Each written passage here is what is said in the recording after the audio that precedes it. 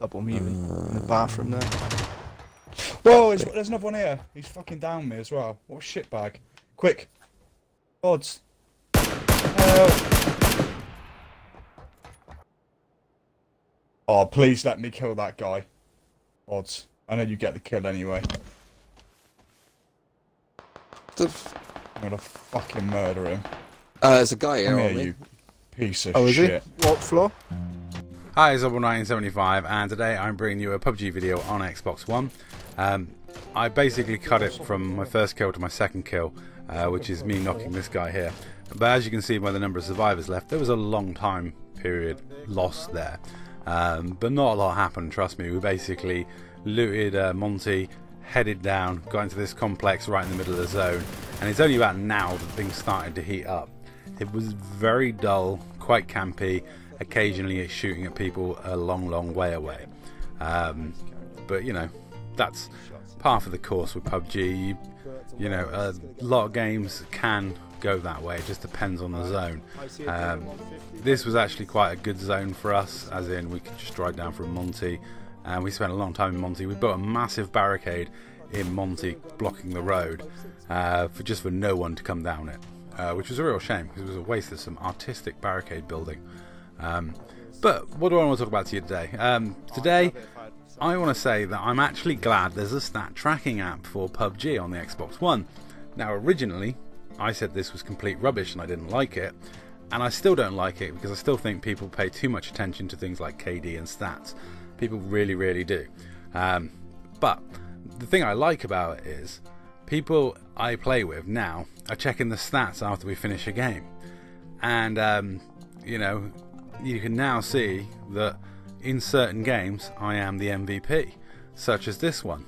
Not only do I get a reasonable amount of kills, not the most kills, but I get all those crucial revives and keep the team alive. You know, I may end up crawling around on all fours at the end, but we do win, and I put in a stellar MVP style performance, because to me it's not always about the number of kills, it's not always about, you know, how flashy you did things. It's those moments that, you know, that put you above and beyond. It's the work in the trenches. I mean, for example, I'll give you an example. The Pittsburgh Steelers used to have a player called Mean Joe Green. Now, Mean Joe was a huge defensive lineman, monstrous guy, very strong. Now, Joe changed the way the position was played, because he worked out if he stood at an angle, he would force the defense to put two guys against him, and this would mean it freed up one of the other guys. Now, Mean Joe would not get any amazing stats, he'd get less sacks, he'd actually have to work harder to have an effect. But by tying up two blockers, you know, he was helping his teammates to look good. And that is the ethos that, you know, you should have when you play any team sport.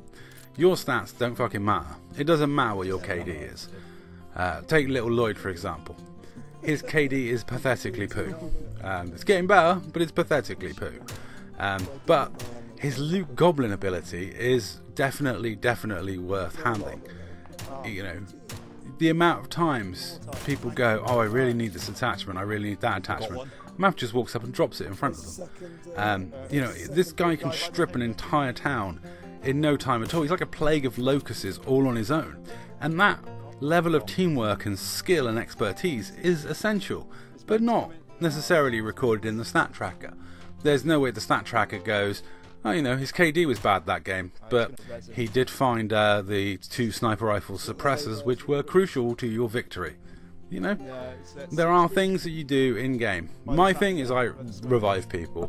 There's a bit in this gameplay where I'm reviving someone upstairs. Little Lloyd's knocked downstairs. Here we go. Little Lloyd's knocked downstairs. I'm reviving someone upstairs. So I'm thinking the guy downstairs next to Little Lloyd would revive him. No, you're not going towards him. No, you're not going to help him. He's bleeding to death here. So I'm going to have to jump out this window and get there. And we all end up stood in this corridor like a bunch of plums.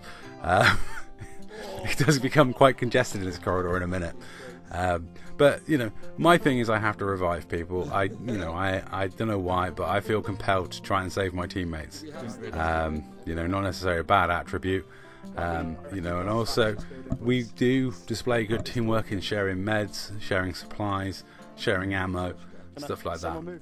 And that's the part of the game I really love. I love it when I put in an MVP performance, but it's most important to me that it works as a team game. That's when PUBG is the most fun. And I like to think of Mean Joe Green whenever I think of teamwork, because you should always put the team before personal glory.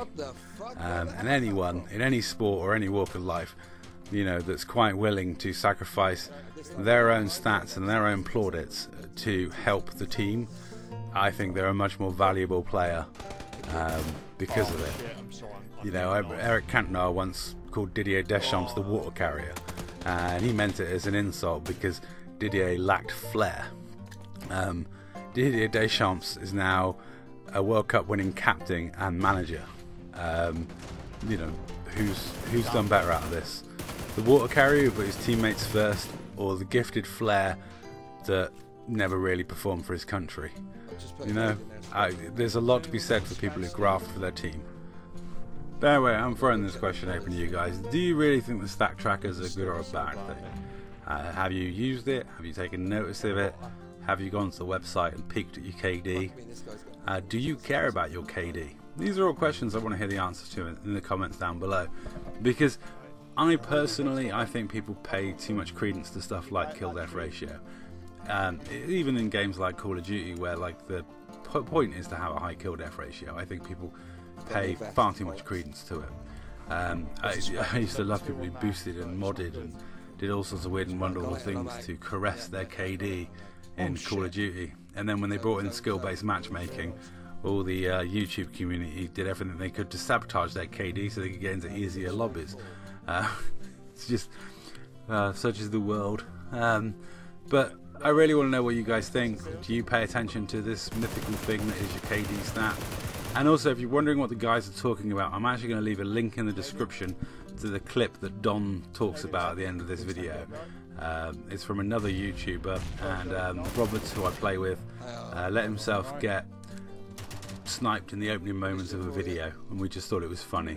So anyway, I'll share that in the link down below and say that's all. Thank you very much for watching.